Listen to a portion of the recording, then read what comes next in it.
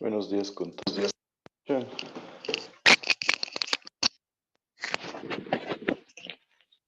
Sí. Gracias.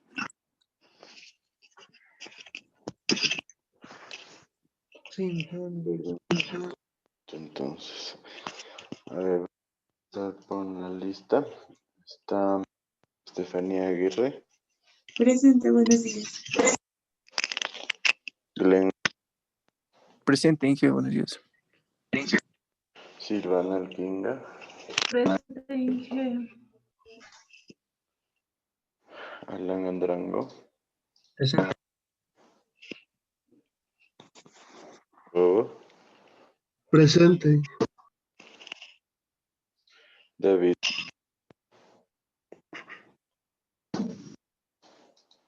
Alexandra, Presente, Inge, buenos días.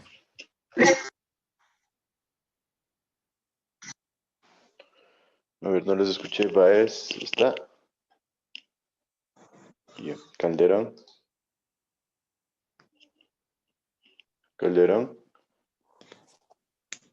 Presente, Inge.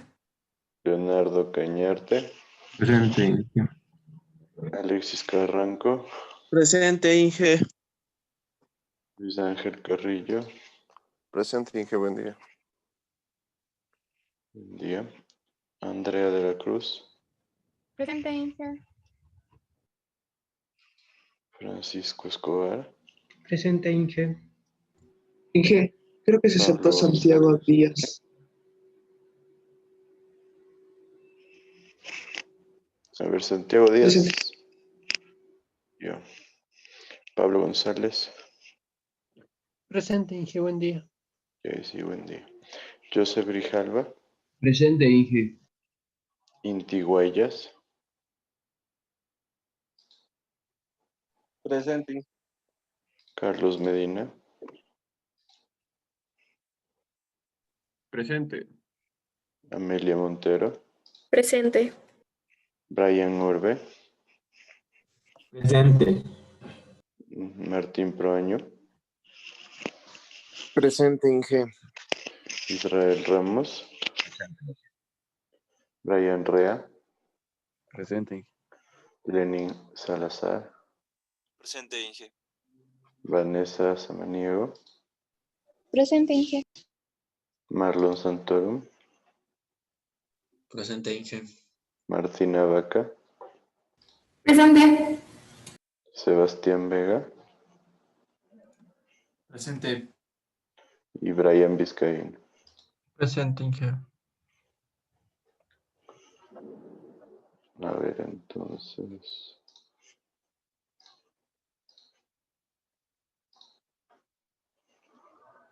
Perfecto.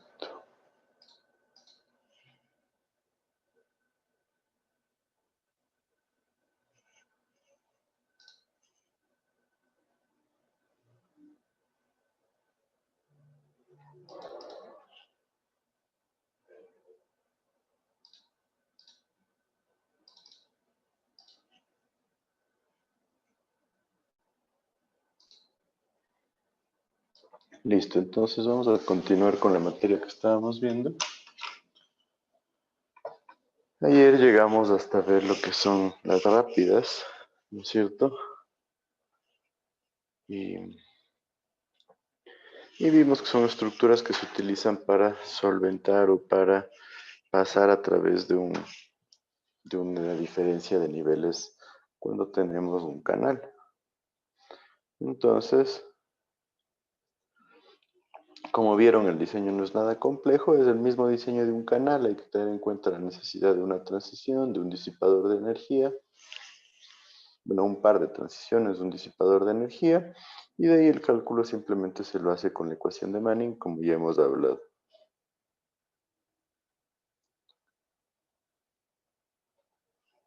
Ahora entonces vamos a pasar a revisar el tema de transiciones, ¿no es cierto? Como complemento a lo que ya hemos visto, ¿no es cierto? Encontramos que las transiciones suelen ser necesarias en canales y creo que ya tenemos claro que nos sirven para cambiar la forma o para cambiar el tamaño de secciones transversales en canales. ¿Cuál es la idea de las transiciones? Pues evitar las pérdidas de energía excesivas, eliminar la generación de ondas cruzadas y turbulencias, ¿sí? Y dar seguridad al curso del agua. Normalmente se diseñan a la entrada o salida de algunas estructuras como vimos anteriormente. Ahora, ¿qué me dicen ustedes respecto a esto de acá? Evitar pérdidas de energía excesivas, eliminar ondas cruzadas y turbulencias. ¿Por qué creen que nos sirve para esto?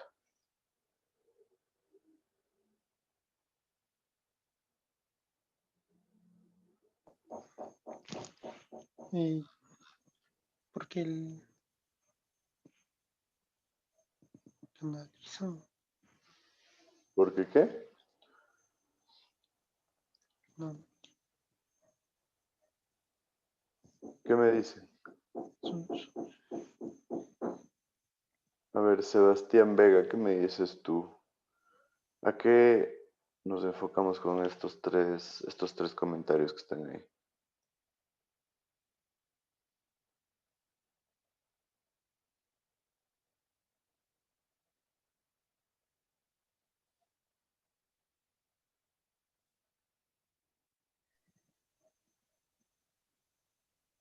¿Qué pasó? ¿Me escuchan o no? sí, sí se lo escucha. A ver, Sí. Sebastián Vega.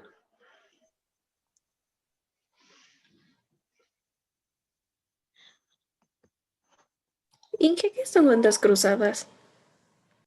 Ya lo vamos a ver, pero a ver, prendan la cámara, por favor. Y ahí donde alguien está martillando.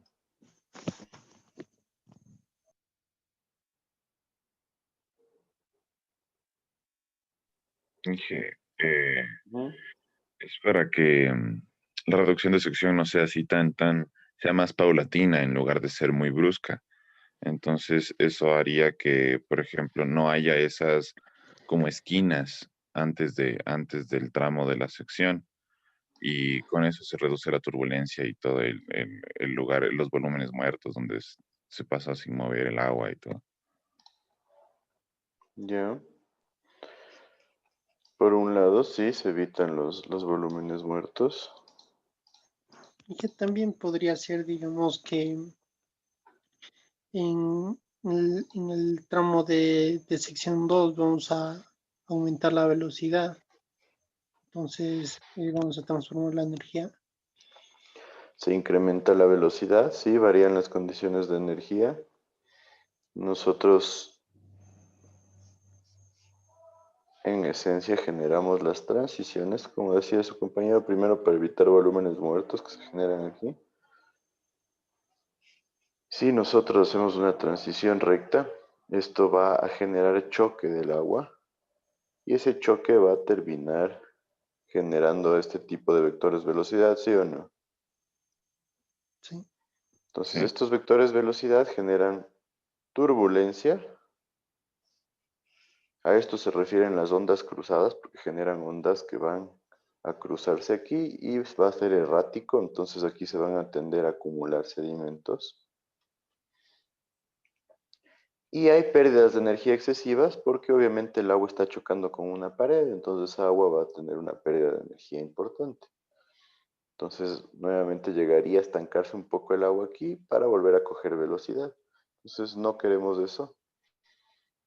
Y por ende buscamos una transición que nos permita que el curso del agua siga de una manera más tranquila. Entonces a eso se refieren estos tres comentarios. ¿Está claro ahí para todos? Sí. Les pedí cámaras y si alguien no me contesta algo que le pregunto, es como que no estuviera en la clase, ¿no? Por si acaso. Inge, disculpe, tengo, no sé, mi internet es malo y en las mañanas, no sé, por eso tengo apagada la cámara. Pues que le prendo, se comienza a ir todo así, comienza. Ya, bueno, alguien puede tener una razón, sí, pero no varios, ¿no? Entonces, si alguien le pregunta algo y no me responde, para mí es como que no está, entonces le pongo falta en la clase, por si acaso. Entonces, Nosotros tenemos varios tipos de transiciones, en donde yo diría que la más común es una transición recta. Una transición recta es lo que ya estábamos viendo desde las clases anteriores, en donde tengo un canal de mayor dimensión, uno de menor dimensión, y genero la transición entre los dos de una forma lineal. Entonces, ¿qué sucede? Nosotros de esta forma, como ven, el vector velocidad es mucho más suave. ¿Y de qué creen que va a depender la cantidad de pérdidas que se generen en esta transición?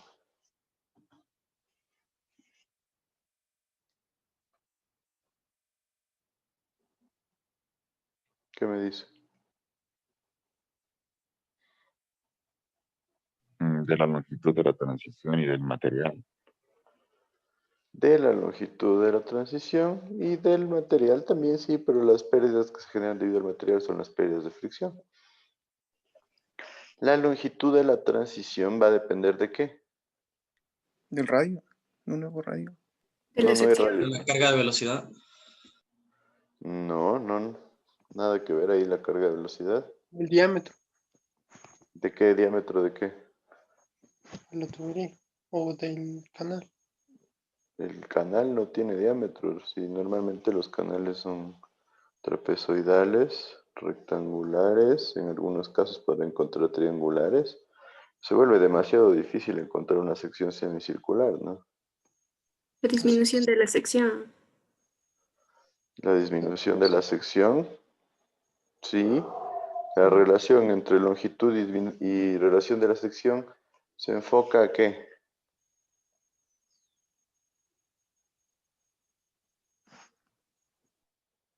A un ángulo para la transición, ¿sí o no? Entonces, ¿qué dijimos ayer acerca de este ángulo? Y sí lo mencionamos.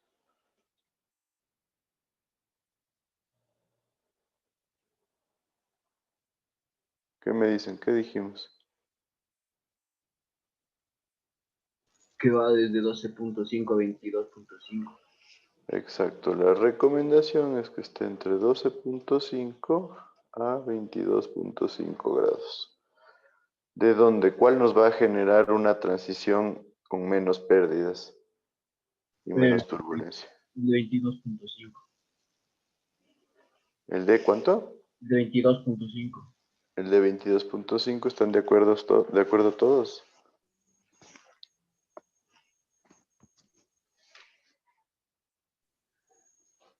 ¿Qué me dicen? Sí, Inge.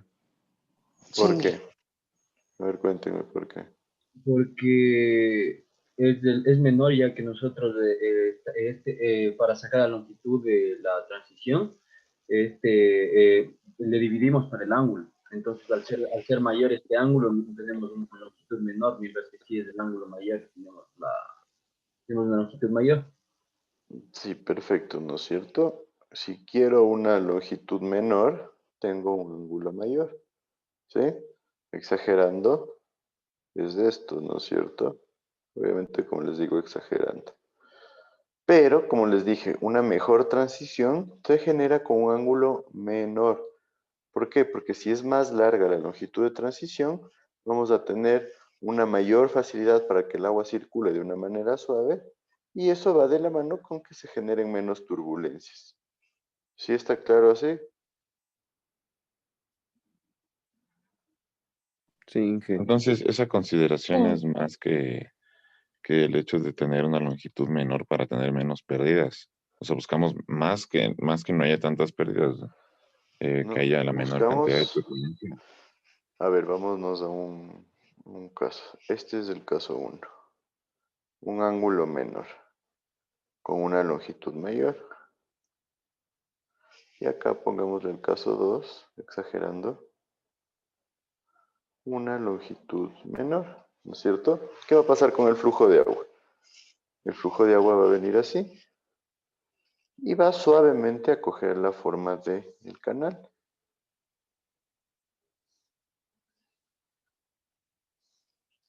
¿No es cierto? Mientras que en este caso, el flujo va a venir así, se va a producir cierto choque, y aquí ya va a salir de una forma probablemente así. Entonces aquí se va a generar algo de turbulencia, ¿no? Vamos a tener ondas que van así, mientras que acá la turbulencia va a ser mucho menor. Entonces se reduce en este caso, baja la turbulencia, baja lo que son las ondas cruzadas y por ende baja las pérdidas locales que se generan. En este caso, debido a esto generamos ondas cruzadas, generamos turbulencia y generamos pérdidas mayores. ¿Sí o no? ¿Me siguen ahí? Sí. Entonces esa es la razón. Ahora, ¿por qué no usamos siempre el ángulo de 12,5? Porque a veces se gasta demasiado espacio, entonces por eso tenemos ese rango. ¿Sí? Entonces nos dice que la tangente de este ángulo alfa es igual, aquí está, T1 menos T2, siendo T1 el ancho del canal 1. En este caso, si ven aquí está entrecortada la línea de la superficie de agua, este es el ancho del canal, y aquí tenemos T2 el ancho del canal 2, que es el canal de salida. Entre las dos se forma el ángulo alfa. Entonces, si ven, ¿de qué forma sería este canal?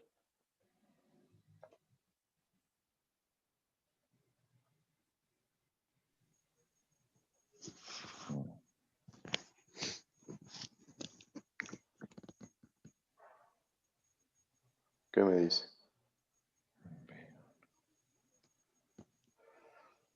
Trapezoidal. Puede ser Trapezoidal, ¿no es rectangular cierto? Esas son bases. Ajá. Es trapezoidal, ¿por qué? Porque nos está dando esto, B1, acá tengo T1, y las dos líneas que vemos acá arriba es la parte más ancha del canal. Podríamos llamarle, no sé, A. ¿Sí? Por eso la línea entrecortada de la altura del agua, la base, ¿sí? Y cómo está diseñado este canal. Entonces nosotros generamos la transición, en este caso para T sub 1 y T sub 2. Entonces lo que yo estoy haciendo es este gráfico, en donde por un lado tengo, donde se termina T sub 1, T sub 2, perdón, y acá tengo, supongamos T sub 1, entonces esta diferencia es T sub 1 menos T sub 2, genero el triángulo y saco mi ángulo alfa. Entonces con la tangente de alfa yo voy a tener que va a ser la diferencia de T sub 1 menos T sub 2 sobre 2 sobre la longitud. ¿Sí? Entonces normalmente también encuentran acá como 2 veces la longitud. Entonces sí está claro de dónde sale la ecuación que vimos ayer.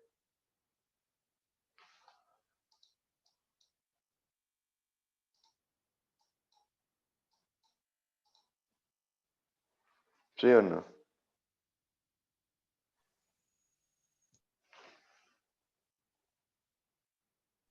Sí, Inge. Entonces una ecuación bien simple, pero debido a la experimentación se ha llegado a obtener que en los mejores resultados dan entre 12,5 hasta 22,5 grados. ¿Sí? Entonces, como les decía, hay que definir una longitud adecuada para producir pérdidas mínimas. ¿Sí? El Bureau of Reclamation es el que encontró que el ángulo está entre 12,5 y 22,5. ¿Sí? Entonces, de esta manera se busca que no sea una transición brusca en general. ¿Sí? Teniendo en cuenta, como les decía, ¿no? T1 y T2 son los espejos de agua que se va a tener.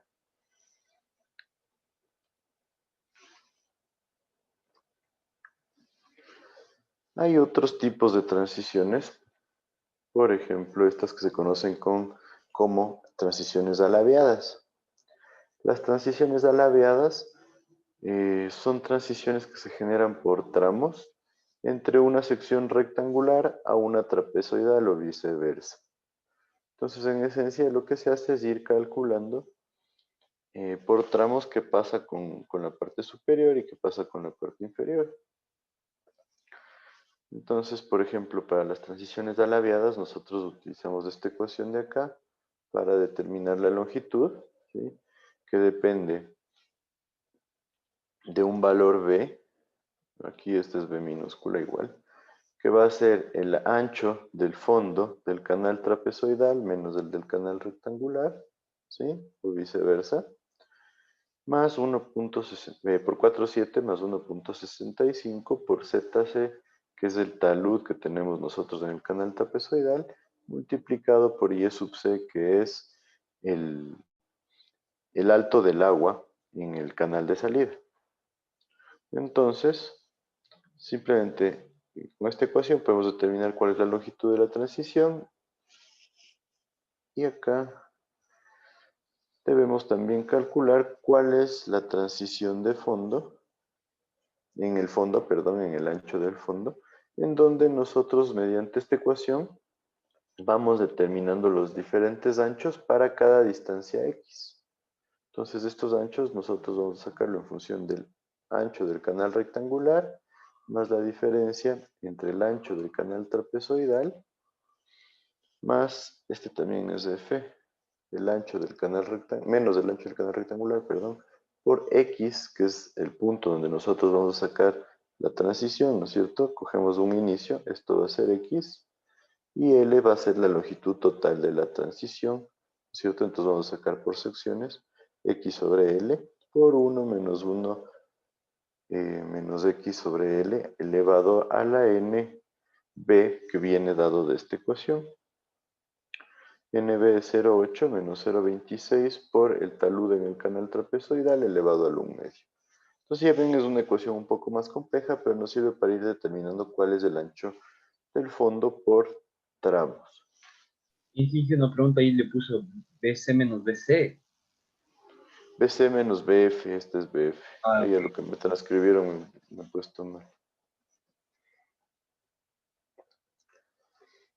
Y después se va generando un cálculo del talud. Tenemos Z, que es el talud que vamos a tener a una distancia X cualquiera, va a ser igual al talud de la sección trapezoidal por 1 menos 1 por 1 menos X, que es la distancia, sobre la longitud total a la 1 medio. Entonces, en esencia, lo que estamos haciendo es generar una distribución continua de lo que es el talud. Y lo mismo se hace con el fondo.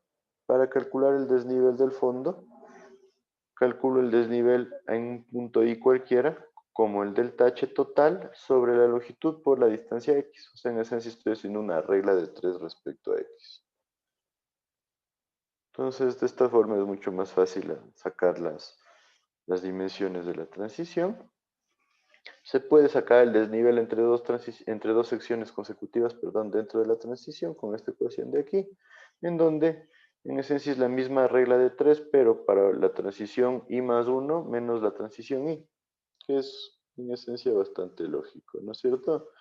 Entonces, esta transición a veces es común, dependiendo especialmente cuando por alguna situación se quiere usar un canal rectangular para disminuir la sección transversal, por ejemplo. Entonces vale la pena que sepamos. Entonces, en esencia, lo que tenemos en la transición a la viada, creo que por aquí tengo un gráfico, es que tengo un canal trapezoidal en una parte y después se convierte en un canal rectangular. Entonces se tiene que ir generando una transición tanto en la parte superior como en la parte inferior, ¿sí? Eso se le conoce como una transición alabeada. Lo mismo se puede determinar la pérdida de energía, ¿sí? Hay un par de ecuaciones, esta que es en función de las pérdidas como un factor K, que depende si es expansión o contracción, por la relación de las cargas de velocidades en el punto 1 y en el punto 2. Sí, en la parte de acá arriba no nos explica nada más que la energía específica es igual a la altura del agua más la carga de velocidad. Entonces, también podemos determinar la pérdida de energía en este tipo de transiciones. Ahora, existen otros tipos de transiciones que no las vemos porque son un poco más complejas, pero por ejemplo tenemos una transición circular que se conoce, en donde nosotros generamos la transición mediante un radio. Y tenemos una transición que es bastante más compleja, que es una transición elíptica, donde nosotros generamos una elipse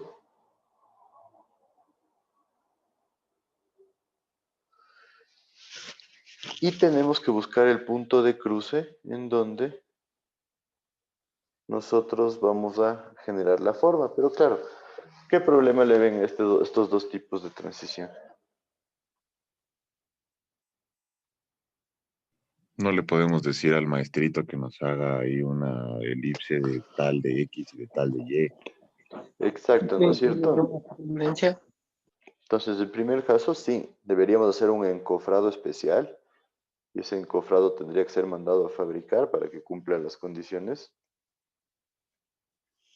Por otro lado, no existen ecuaciones directas para determinar qué forma debería tener la elipse. En el radio a veces hay recomendaciones, pero no suelen existir, más que recomendaciones, no existe un tipo de proceso de diseño recomendado. Entonces, en esencia, para estos dos tipos de transiciones, normalmente se busca que se genere modelación. ¿Cuándo creen que se busca utilizar estos tipos de transiciones?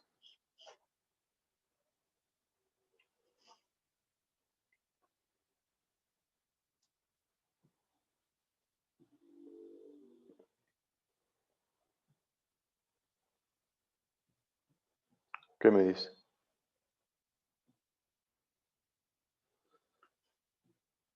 ¿Cuándo podrían ustedes querer utilizar este tipo de transiciones?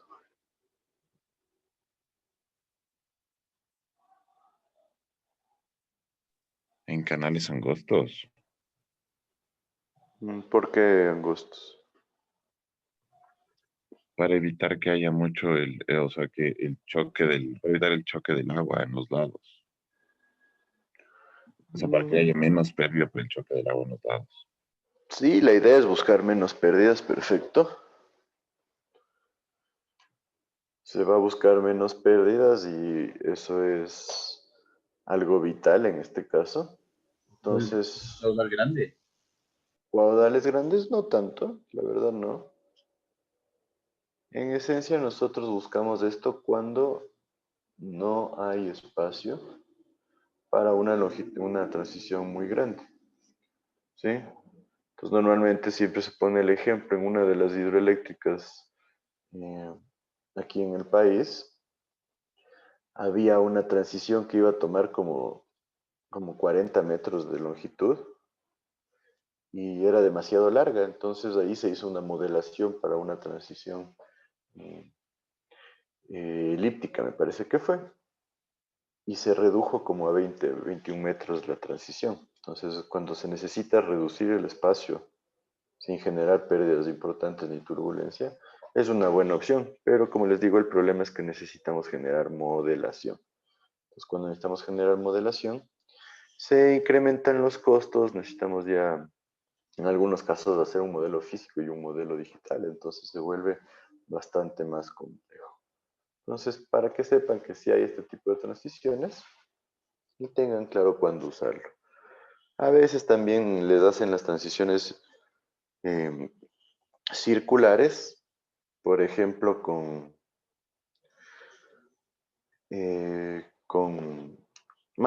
artesanalmente, podríamos decirlo ahí, con un maestrito dándole la forma. Obviamente eso va a ayudar un montón, ¿no? Pero tenemos que tener claro que ahí no hay un respaldo técnico de qué va a pasar con la energía. Entonces, vale la pena tener eso en cuenta.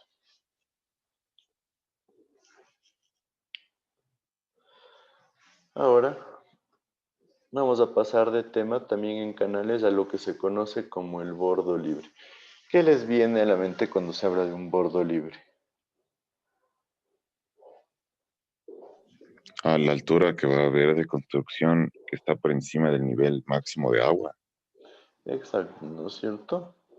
Es la superficie libre del agua que nosotros debemos dejar en los sistemas a flujo libre, ¿sí? O en las presas.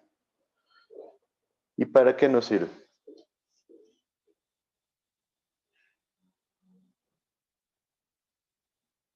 por si acaso para cuando crezca el nivel de lo que tengamos ahí del agua. Bueno, sí. Primero hay que tener en cuenta que este nivel de aquí debería ser el nivel máximo del agua, que es el nivel de crecida, con el caudal de crecida. Y podríamos decir, sí, por una parte, cuando existen caudales mayores al caudal de crecida estipulado.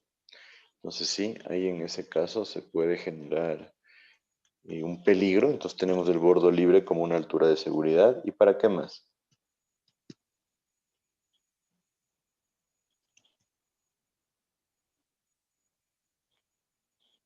En empresas se utilizaba el bordo libre para evitar la erosión del hormigón. ¿La erosión de qué? Del hormigón. No sé Para si aquí evitar la erosión del hormigón. Sí, eso se refiere a que en una presa yo tengo mi nivel de agua y aquí tengo el bordo libre. Lo mismo, si es que empieza a subir el nivel de agua, evitar que el agua se vaya por encima, porque ahí es peligroso. Si es que este hormigón no está hecho para resistir la fuerza del agua, se puede empezar a erosionar. Y lo mismo, si es que hay oleaje en una presa, puede chocar el agua contra la presa y empezar a salpicar. Entonces, si no hay el bordo libre de esas salpicaduras, van a generar un flujo de agua por encima de la presa. ¿Sí? Entonces, todas esas condiciones requieren una altura de seguridad. Entonces, por eso en esencia decimos que el bordo libre no es más que una altura de seguridad. Y normalmente se lo utiliza en canales y se lo utiliza en presas. En esencia, nosotros podemos generar el bordo libre como tienen aquí cuando nosotros suponemos un valor de rugosidad, pero el sistema llega a tener una mayor rugosidad. Entonces, eso significaría que el tirante del agua va a incrementarse y por ende tenemos una altura de protección en el caso de que se incremente la altura del agua. Lo mismo, ya sabemos, ¿no es cierto?, que el recubrimiento cuando pasa el tiempo se deteriora y se hace más rugoso. Eso va a generar que el nivel de agua se incremente. Entonces, una altura de seguridad para ese incremento. Lo mismo, si es que no se opera bien las compuertas, ¿no es cierto?, puede ingresar un caudal mayor al esperado. Eso, por ejemplo, en el caso de una captación, si no hay una buena operación, puede incrementarse el caudal de diseño, o sea, puede sobrepasarse, más bien dicho, el caudal de diseño. Entonces, tenemos una seguridad para eso. También cuando hay ingresos de agua no previstos. ¿Cuándo creen que se puede generar un ingreso de agua no previsto? Cuando llueva, ¿Perdón? cuando llueva.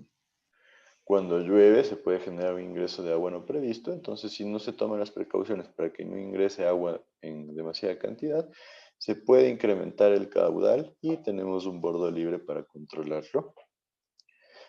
Cuando se genera una obstrucción parcial a lo largo de la construcción, en esencia, si yo tengo mi canal y de repente cae una piedra grande en el canal, esto va a generar un obstáculo y va a provocar que el nivel de agua se incremente. Entonces tenemos una altura de protección en ese caso, ¿sí?, para evitar que desborde el agua. ¿Qué podría pasar si desborde el agua en un canal?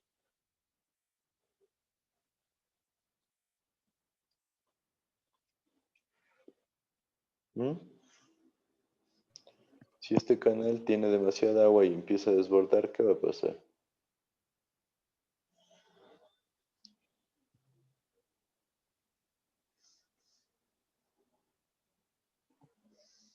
Se pierde el volumen de regulación de agua o también se pierde la velocidad en esa parte en la que se esté desbordando porque se está saliendo por los lados.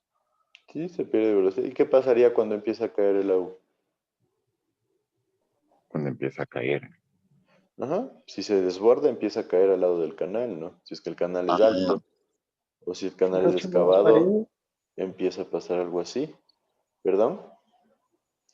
Podría erosionar las paredes. Podría las paredes, ¿no? Pero sí el suelo al lado de las paredes.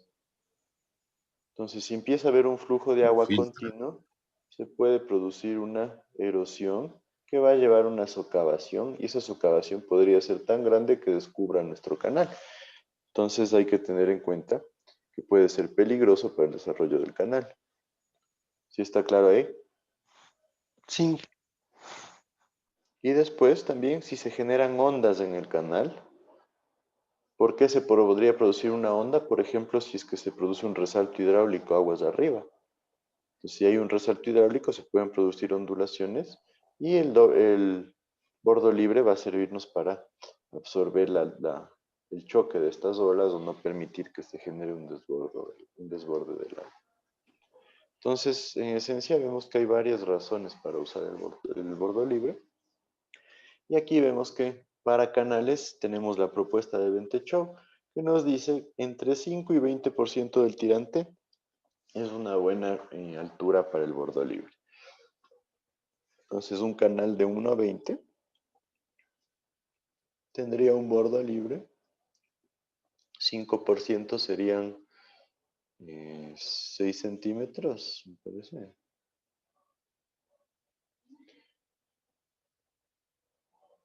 Y el 20% serían 24 centímetros, ¿no es cierto? El de 6 yo les diría parecería bastante bajo. El de 24 más o menos. Entonces es una forma de irnos dando cuenta. Y acá vemos, por ejemplo, que para canales de tierra, o sea, canales sin recubrimiento, el US Bureau of Reclamation recomienda valores de entre 30 centímetros para canales pequeños y poco profundos y hasta 1,20 para canales grandes. Entonces, si ya comparamos la recomendación de Bentechow con el US Bureau of Reclamation, vemos que el Bureau tiene una recomendación considerablemente más grande. Yo les diría, la del US Bureau of Reclamation es mucho más segura, entonces probablemente vale la pena irse por ahí. Existe también una ecuación donde nos dice que el bordo libre es igual a la raíz de C por Y. C es un coeficiente que depende del caudal. No varía mucho, como ven aquí.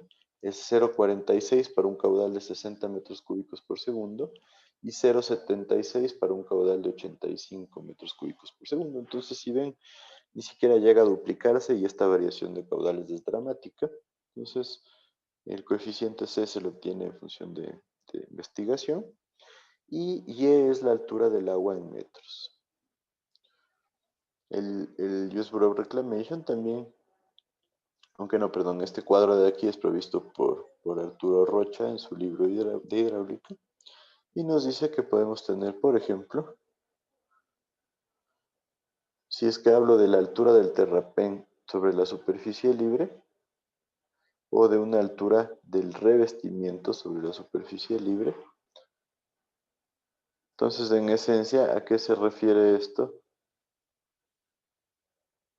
Si yo tengo mi canal,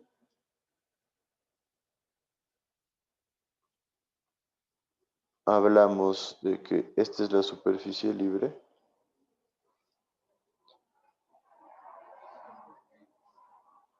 Esta es la altura del terraplén. ¿Sí? Y cuando hablamos de altura del revestimiento, es la altura de acá. Entonces, a veces las dos tienden a ser iguales. Entonces, en función de esto, definiendo con cuál se va a trabajar, nosotros definimos que si el caudal, aquí tenemos datos desde 0,1 hasta 100 metros cúbicos por segundo, vamos a, por ejemplo, tomar un caudal de 10. Entonces, en función de estas dos condiciones diferentes, nos da alturas en metros para el bordo libre, por ejemplo. Un canal con 10 metros cúbicos por segundo, y es importante, y nos da alrededor de 0,35 metros. Y para acá nos da alrededor de 0,75, podríamos decir, metros. Entonces, como ven, en función de la altura que se esté tomando como referencia, nosotros vamos definiendo nuestro bordo libre. La idea es que vean que ustedes que hay varias recomendaciones. Entonces ahí entra otra situación. No tenemos nosotros un esquema fijo de diseño, sino varias recomendaciones. Entonces ustedes pueden acoplarse a cualquiera de estas recomendaciones. Este es otro gráfico que es dado por el Engineering News Record, que es una entidad de Estados Unidos. en donde se tiene el borde libre en función de la altura del agua y de la velocidad. Entonces, por ejemplo, acá está el tirante del agua. Supongamos un tirante de 2 metros. Y aquí tengo la velocidad. Supongamos una velocidad de 2 metros por segundo. Esto nos da un borde libre de alrededor de 0.33 metros. ¿Sí? Entonces, como ven, hay varias opciones. Yo les diría, la recomendación del Use Bureau Reclamation de tener 30 centímetros por lo mínimo me parece bastante buena. Teniendo en cuenta que si son canales ya demasiado pequeños, sí puede ser reevaluado. Ahora, empresas. Nosotros tenemos ciertas recomendaciones. Esta es una recomendación también de Arturo Rocha y del USBR, en donde nos dice que el borde libre va a considerar el efecto de la ola máxima que se desarrolla en el embalse. ¿Sí? Entonces se busca cuál es la altura que se genera debido a la ola máxima. Y eso se le conoce como la revancha. ¿Por qué? Porque el oleaje choca contra la presa y se produce un incremento del nivel. Y eso se le conoce como la revancha. Entonces, en función de eso, se presentan ciertas recomendaciones. Entonces, la principal, yo les diría, de esta de acá, se define una distancia Fetch, en donde la distancia Fetch es la distancia en la que el viento puede actuar sobre la masa de agua. O sea, en esencia es qué tan grande es el embalse de agua, si hablamos de una presa. Entonces, si nos dice en kilómetros esta distancia Fetch, si tenemos menos de 1.6, el borde libre normal sería de 1.2 metros y el mínimo esperado de 90 centímetros. De 1.6 tenemos normal 1.5, mínimo 1.2. Para 4 kilómetros, o sea, ya es un embalse un poco más grande, tenemos 1.8 como normal y 1.5 como mínimo. Para ya algo de 8 kilómetros, que sí es bastante más considerable, tenemos 2.4 y 1.8 como mínimo. Y ya algo bastante grande, más de 16 kilómetros, nos dice normal 3 metros, mínimo 2.1 metros, que ya son alturas bastante considerables. Entonces sí hay que tener eso en cuenta. Les decía, también hay una ecuación para determinar los efectos debido a la ola que va a chocar. Entonces, cuando se habla de olas, la recomendación es que esta va a ser significativa cuando son embalses muy grandes, mayor a 200 kilómetros cuadrados de superficie, o sea, de área del espejo de agua. Y lo mismo se menciona que los sismos pueden generar un efecto de oleaje también. Y es importante considerar que la presa se va a asentar, de ley se va a asentar, no mucho, pero eso también debe ser controlado por el borde libre. Y un factor de seguridad recomendado es que sea por lo menos del 3% de la altura de la presa. Este es un mínimo que se suele estipular y es un valor bastante coherente, diría yo. Entonces, en función de la altura de la ola, se tiene esta ecuación. 4/3, o sea, se le incrementa 1.33. El factor de seguridad, que es a definir, ¿no es cierto? Un factor de seguridad podría tomarse 1.5 o 2, dependiendo del oleaje que se espere obtener, y la altura de la ola que se va a generar. Si no hay conocimiento, se puede asumir como 1.5 metros. Entonces, ¿cuánto nos daría el borde libre para una presa si yo tomo el 1.33, que es el 4/3, por el factor de seguridad de 2 y por la altura de la ola de 1.5? ¿Cuánto nos da eso?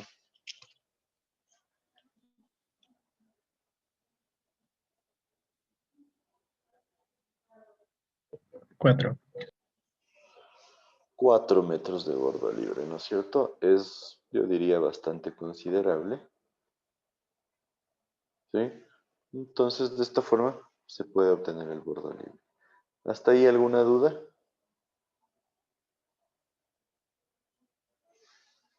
¿Todos claro? Es un tema bastante simple.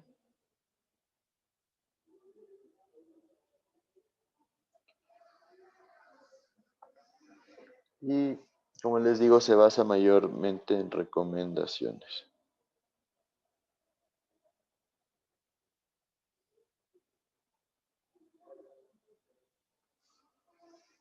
Ahora, existen otras recomendaciones. Por ejemplo, cuando nosotros tenemos zonas de transiciones, podemos asumir que es igual al bordo libre del canal en un canal revestido, ¿no es cierto? El mismo bordo libre con el que va el canal. Y si tenemos un canal de tierra, dice 15 centímetros hasta alturas de agua de 40 centímetros, 25 para alturas de entre 40 y 60, 30 para alturas de entre 60 y 1,50.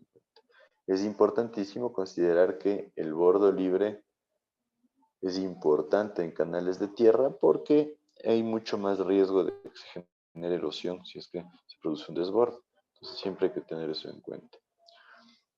Si hablamos de un acueducto, o sea, de un transporte de agua por medio de un canal en un, ¿cómo se llama? Puente canal, como se le llama, que en esencia es cuando yo tengo una depresión y en vez de usar el sifón invertido, utilizamos un puente canal, nos dice, utilicemos el mismo bordo libre que ha sido calculado para el canal. A esto se refiere con el del acueducto, con el canal antes de llegar al acueducto. Después, en una rápida, nos da estas dos ecuaciones, ¿no es cierto? En función de qué? De la velocidad que nosotros tengamos y de la altura o tirante del agua. Sería el mayor de los dos, son fórmulas empíricas. Y como ven, en todos los casos nosotros tenemos recomendaciones o ecuaciones empíricas.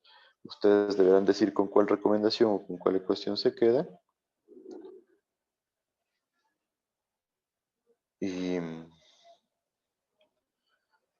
Y utilizarlo eso como parte de su diseño. Realmente no se vuelve un problema lo que es el análisis del bordo libre. Antes de cambiar de tema, tomémonos un descanso ahorita, unos 5 que 7 minutos.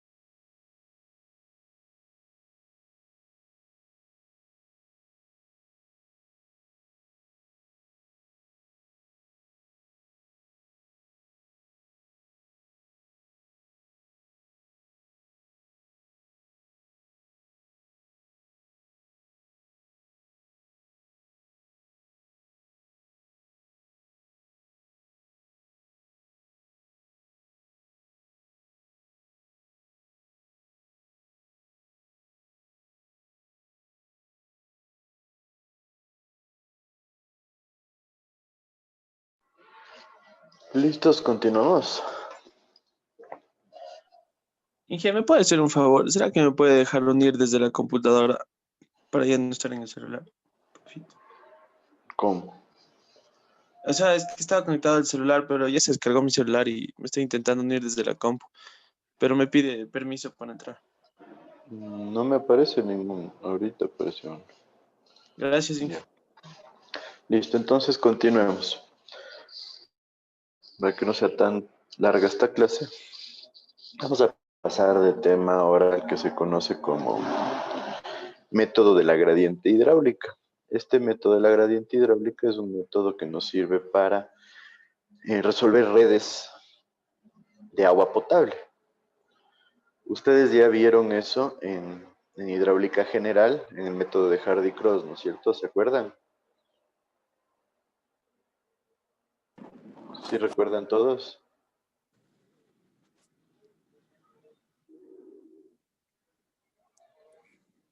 ¿Qué me dicen? ¿Recuerdan el método de Hardy-Cross?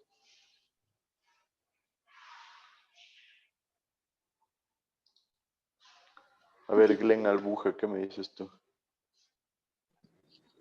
O sea, Igual no o lo no. vimos en sí, tuvimos que hacer una consulta, pero era de redes de distribución era un método hecho por Hardy Cross, creo que no me acuerdo bien, la verdad, tengo un trabajo, lo voy a revisar. Se asumen caudales y direcciones para esos caudales. Y luego se hace un análisis de pérdidas. Exacto, ¿no es cierto? Se sumen caudales, una distribución equilibrada, por así decirlo, en donde ustedes tengan que en todos los nudos se produzca un equilibrio de caudales en función de una convención en donde positivo es horario normalmente. Entonces, en esencia, ustedes lo que hacen es resolver. ¿Qué es lo que buscan resolver? A ver, si tenemos claro el método. ¿Para qué usamos el método de Hardy-Cruz? ¿Qué buscamos dentro de una red? El caudal que se distribuye en cada uno de los Caudal. normales. ¿Y qué más? Las direcciones. Las direcciones, esto ya iría dentro del caudal. ¿Y qué más? Las pérdidas que vienen en cada una de las...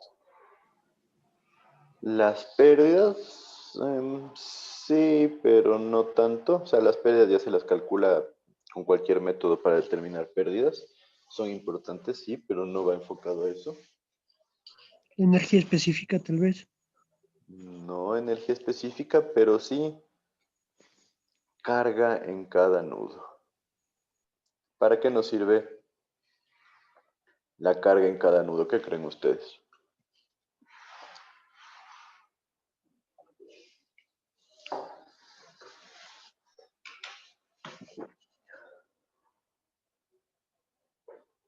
¿Qué me dicen? ¿Para qué nos sirve determinar la carga en cada nudo?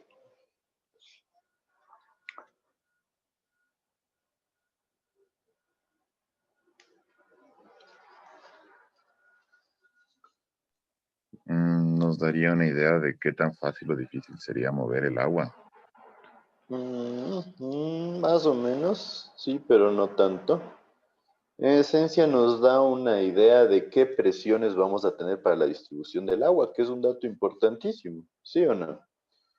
¿Qué pasa si tengo demasiada presión? ¿Qué podría pasar en el sistema de agua potable?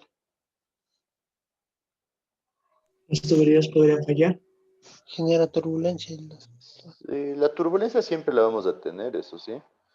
Pero el problema es que si hay mucha presión, se van a romper los tubos. ¿Qué es lo que pasa en algunos casos? No sé si alguien vive por el Valle de los Chillos, pero en la zona de San Rafael, normalmente se recomienda que la presión con la que llegue el agua a las casas sea de hasta 20, 30, 40 metros, ya en casos exagerados. En zonas del valle llega con 70, 80 o 90 metros de presión, debido a que está más bajo que Quito y no hay un buen sistema de tanques rompepresiones.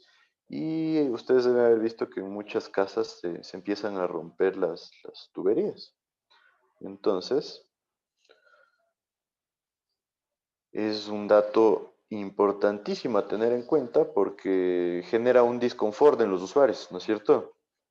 Si a ustedes se les daña la tubería cada 3, 4 años, van a generar un disconfort, van a tener quejas acerca del sistema, ¿sí? Porque obvio eso conlleva una inversión del usuario.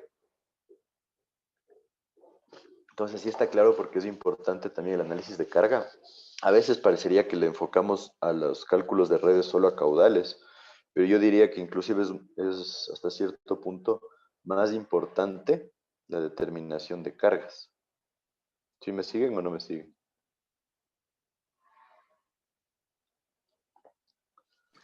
Sí, sí, Inge. Chévere. Entonces el método de Hardy-Cross hace algo similar, pero yo diría que de una manera más eficiente. ¿Por qué más eficiente? Porque es más fácil.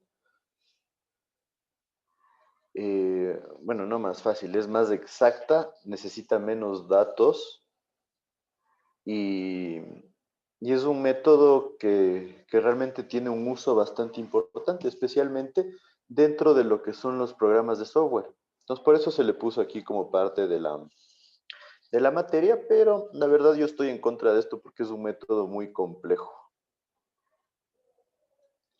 Es un método muy difícil de resolver. ¿Por qué? Porque es un método matricial que requiere la multiplicación de un montón de matrices. Entonces, hacerlo manualmente, yo les diría, es imposible. Hacerlo en Excel, generar un programa, yo antes les mandaba a los estudiantes para que generen un programa de Excel.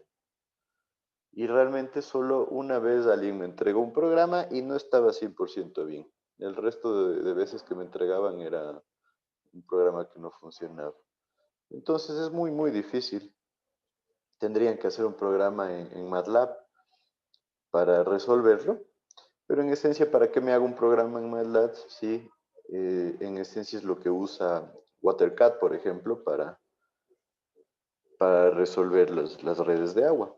Entonces, en esencia, este método es un método iterativo, tal cual como el de Hardy-Cross, en el cual nosotros determinamos los caudales en cada ramal y las presiones en los nudos. Las cargas de presión son importantísimas, como les dije, para medir cómo se está entregando nuestro servicio de agua, por así decirlo. Entonces, uso un esquema imaginativo, ya se genera bastante complejidad y se genera inversión de matrices con coeficientes originales. Entonces, es un método muy complejo y por ende yo solo les voy a dar una revisión rápida. Como les digo, no he visto que sea algo coherente mandarles a hacer programas de esto o a resolver ejercicios con este programa porque realmente no es algo que les va a servir. Lo que sí les voy a poner un ejemplo para que vean lo complejo que es. Entonces, en esencia, hay que cumplir con el equilibrio de caudales, lo mismo que en cualquier método. Todo lo que llega a un nudo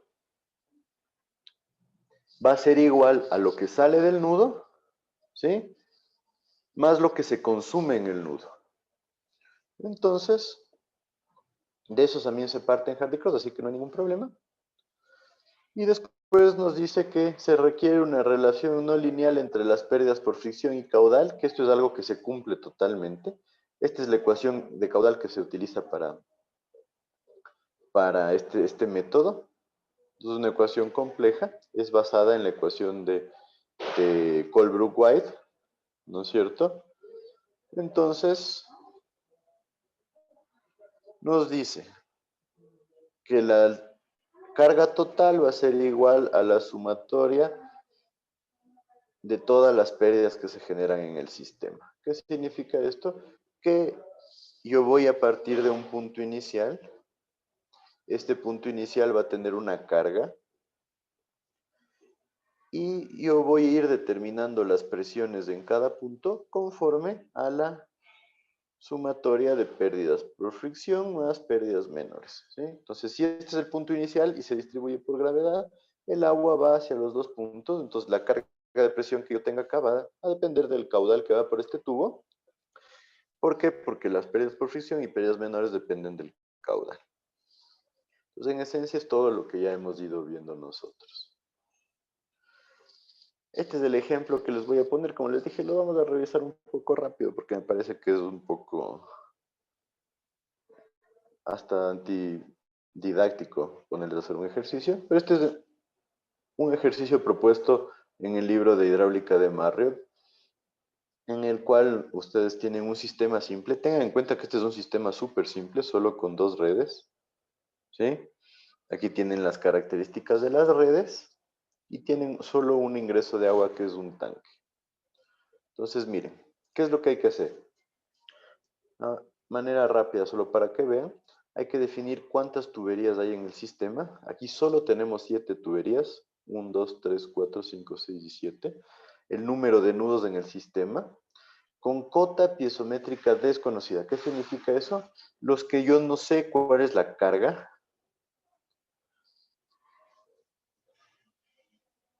¿Y cuál es el número de nudos con la carga conocida? Debo conocer por lo menos uno porque de eso nace el análisis del ejercicio. En este caso conozco uno y no conozco 5. 1, 2, 3, 4 y 5. Asumo los caudales en cada tubería y esta es la ventaja de este sistema.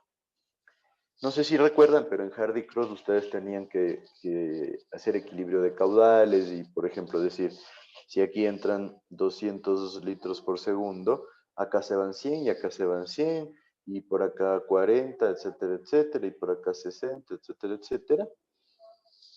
En cambio, en este método, ustedes dicen, en el tubo 1 se va 100, en el 2 se va 100, en el 4 se va 100, en el 3 se va 100, todos pueden ir con 100 con la dirección que yo quiera. Y el mismo sistema resuelve y corrige esta distribución. ¿Sí? Entonces, la ventaja, ustedes no necesitan hacer un equilibrio de caudales, que es un poco la desventaja de Hardy Cross. Entonces, si ustedes ven, por ejemplo, en este método, por aquí aparece que llega a 100 y sale 40, pero sale de 100. Entonces, no concuerda. Pero en este método la ventaja es que no nos importa que no concuerde, porque el método va resolviendo los caudales por sí solo. Entonces, miren, aquí empieza la parte compleja. Yo tengo que definir una matriz de conectividad en donde el -1 corresponde a la tubería donde sale el flujo, donde yo asumo que sale, y 1 donde llega. Entonces hago eso para todas las tuberías con sus respectivos nudos. Y después tengo que generar una matriz de conectividad para los nudos con cota desconocida. Entonces, de la tabla anterior, yo digo, ¿cuál es el nudo que yo sí conozco la cota? Era el primero. Entonces, el primero, chao. Entonces, bueno, para que sea más entendible, el primero,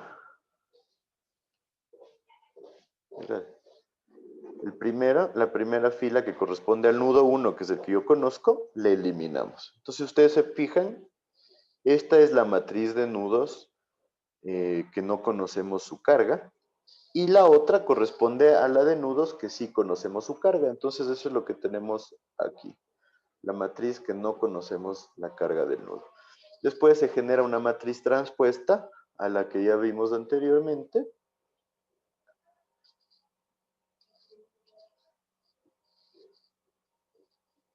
Y tenemos ya, como les decía, la matriz donde yo sí conozco la carga, la matriz de carga conocida. Entonces yo tengo mi matriz de caudales en donde yo asumí que todos los caudales eran iguales y positivos, no me hice ningún problema. Y tengo mi matriz de cotas desconocidas. Recuerden, yo solo conocía la cota del nudo 1, que era 100, que está acá en la matriz de cotas conocidas, y el resto no las conozco. Entonces ya genero todas estas matrices. Y después me dice, tengo que determinar las pérdidas, sí. Si hay pérdidas menores en algún conducto, las tomamos en cuenta. Y las pérdidas por fricción dependen de un coeficiente alfa por Qn. Alfa es la C, el caudal, y N, dependiendo de la ecuación, es cuadrado, o recuerden que podría ser CQ a la 1.8519 si usamos Hazen-Williams. Entonces a esto se refiere. Y esto de acá corresponde a pérdidas para elementos que solo dependan del caudal. Bajo ciertas condiciones pueden haber pérdidas que solo dependan del caudal, pero esto es raro. Y aquí pérdidas fijas, por ejemplo, si nos dice esta válvula pierde 1 metro, entonces aquí iría la válvula que pierde 1 metro bajo cualquier condición. Entonces esta es mi ecuación de las pérdidas y después ya viene la parte compleja. Yo tengo que definir mis matrices. Entonces miren, esta matriz A11 es la que corresponde a la matriz de pérdidas. Entonces yo tengo las pérdidas para cada nudo. Entonces nudo 1, nudo 2, nudo 3, hasta el nudo N.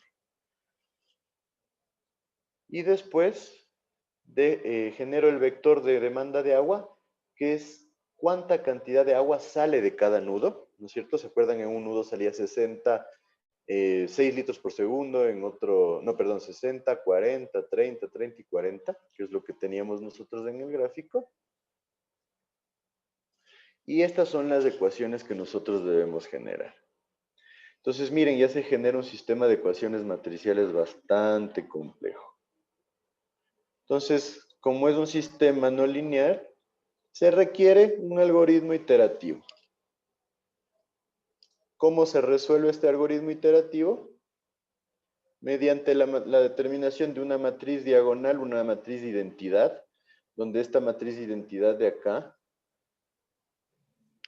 depende de una matriz original y de un coeficiente que depende de la ecuación de pérdidas que se utilice. Entonces, por ejemplo, nos dice que usamos la ecuación de Darcy-Weisbach. Este coeficiente va a ser de 2. Si utilizamos la de Hassen-Williams, va a ser de 1.8519, ¿sí?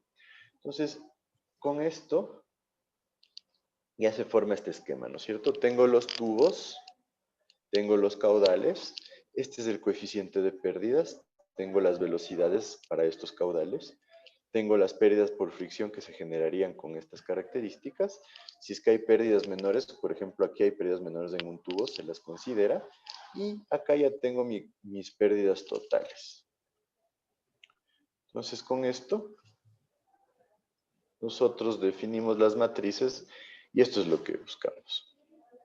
Hay que generar un balance de energía entre las ecuaciones.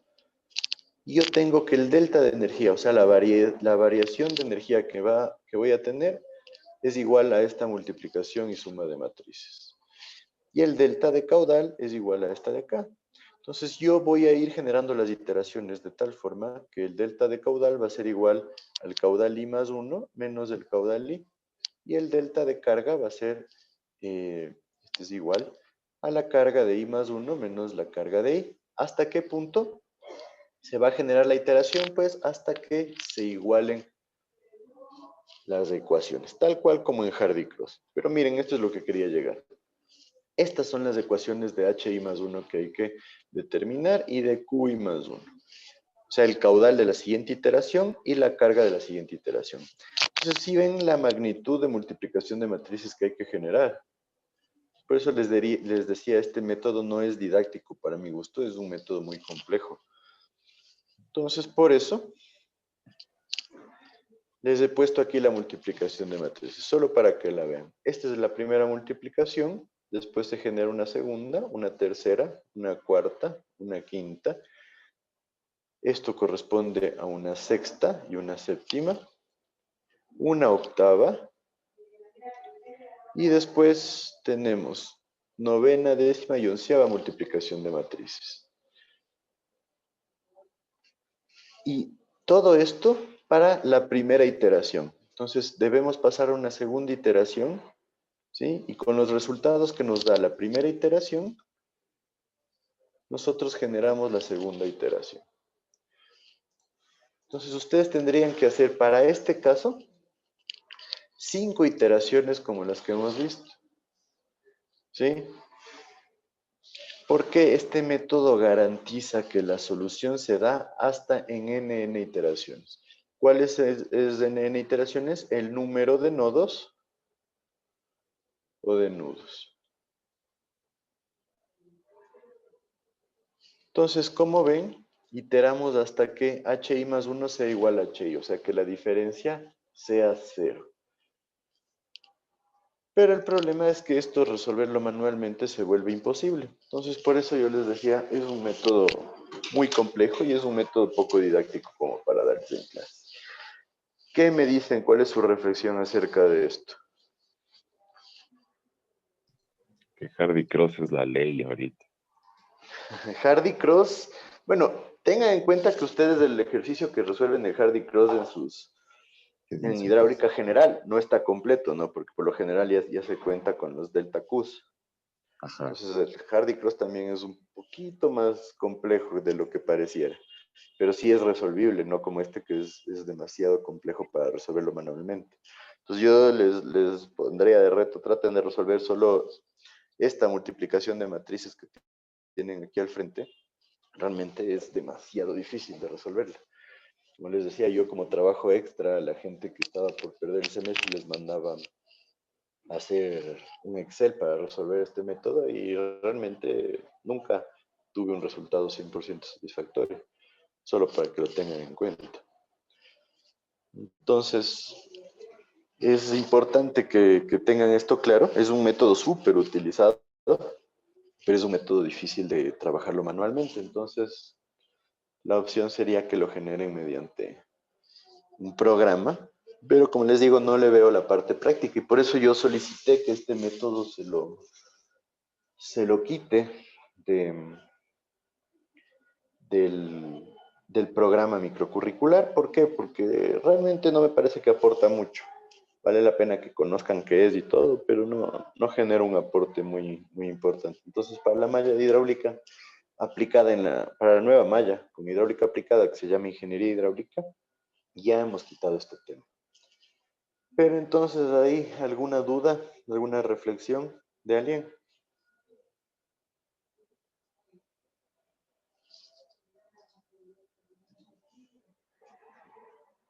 ¿Qué me dice? La verdad es que no tuve tiempo ni de reflexionar. Está full confuso. Es un método El, muy, muy el, confuso. Sí. Como el, ven, todo esto es los lo que hay que hacer para una coeficientes. iteración, ¿no? Sí, Sí, está es un poco full, loco, es sí. full. Entonces, por eso les digo, normalmente no lo considero esto dentro de los exámenes ni nada, porque yo sé que es muy, muy confuso. Dando gracias a Dios. Jesús. Y realmente sí, alguna vez les puse como que solo una multiplicación de matrices de lo que hay aquí, no como examen, sino solo como un ejercicio para ver qué pasaba y realmente es demasiado difícil resolverlo. Así que simplemente para que lo vean, porque es parte del programa y hay que revisarlo, pero que quede la reflexión que es muy complejo y no es algo que sea didáctico. Entonces, hemos avanzado varios temas y como les dije, estamos un poquito adelantados, así que creo que podemos quedar hasta ahí. Y quería ver, ¿hicieron lo que es el seguimiento del sílabus? Sí, que Sí. Inge. Ya, por favor, hoy les voy a abrir de la unidad 2 para irnos igualando. Entonces, les pido que hasta el día miércoles siguiente, sí, podamos acabar la unidad 2, o sea, de hacer el seguimiento para igualarnos ya hasta la unidad que estamos ahorita, que ya vamos a empezar la unidad 4 con ustedes. Entonces, de esa forma seguimos los requerimientos de la universidad que nos está presionando un poquito, ¿no? Entonces, ya te de escribir Israel, pero con todo, si es que pueden, ahorita mismo les voy a abrir el seguimiento, así que porfa, a que lo hagan si pueden hoy mismo. ¿Me decía alguien algo? Sí, y el examen sería el jueves de la próxima semana, ¿verdad, Inge? jueves 12. Jueves El 12. examen, como ustedes, está para el jueves 12, sí. Ya, Inge. Allá. Para el viernes de la siguiente semana, no se olviden que tienen un trabajo, ¿no?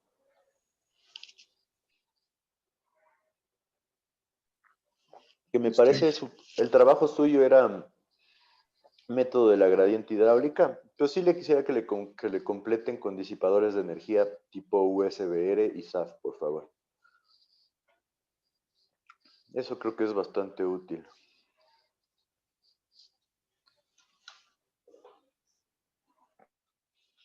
Aquí les pongo. SAF, SAF y USBR. Creo que ya hicimos disipadores USBR, Inge. Ya les mandé. Me parece que sí. Sí. Sí. Sí, ya hicimos. Sí. Ah, ya, perfecto. Entonces complementemos del trabajo 3 mejor con golpe de ariete, que ese es un tema yo creo que es bastante interesante. Sí, quisiera que se enfoquen ustedes en los problemas que se generan por golpe de ariete y las soluciones que se dan para el golpe de ariete. Entonces eso, por favor, complementémosle para el trabajo. Listo, Inge. Listo. Ya. Perfecto, entonces. ¿Alguna duda? ¿Puedo borrar esto? Sí. Perfecto, entonces, si no hay más, quedemos ahí y nos vemos la siguiente semana. Un buen feriado a todos. Bien, que pase bien. Igualmente, gracias. Gracias, Inge. Hasta Gracias, luego. que pase bien de igual forma. Inge, muchachos, un buen fin de semana. Hasta luego. Hasta luego.